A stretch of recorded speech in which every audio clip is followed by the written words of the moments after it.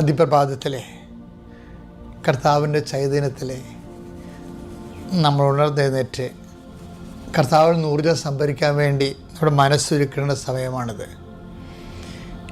ഈ രാവിലെയുള്ള ഡെയിലി ബ്രെഡിനെ കുറിച്ച് ഒത്തിരിയേറെ സാക്ഷ്യങ്ങൾ വരുന്നുണ്ട്. അപ്പോൾ നിങ്ങൾ സീരിയസ് ആയിട്ട് എടുക്കണം. ഇത് നിങ്ങളുടെ നിയോഗങ്ങൾ സമർപ്പിക്കുമ്പോൾ കൃത്യമായി സമർപ്പിക്കണം. അച്ഛൻ അതിന് സമയം തരുന്നുണ്ട്.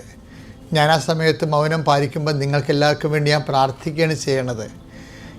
എൻ്റെ പ്രാർത്ഥനയ്ക്ക് നിങ്ങൾക്ക് അറിയാമല്ലോ, 10 പേര് നിയോഗം വെച്ചാൽ 10 പേരും കർത്താവ് അത് കേൾക്കണം, ആ പ്രാർത്ഥന കേൾക്കണമെന്നാണ്.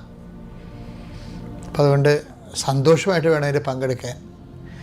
എനിക്കറിയാം നിങ്ങൾ അശക്തരാണെന്ന്.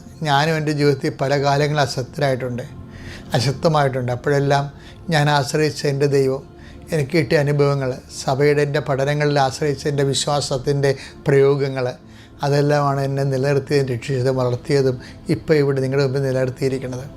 അതുകൊണ്ട് തന്നെ നമ്മൾ ചെയ്യുന്നതെല്ലാം സത്യമായ കാര്യങ്ങളാണ്.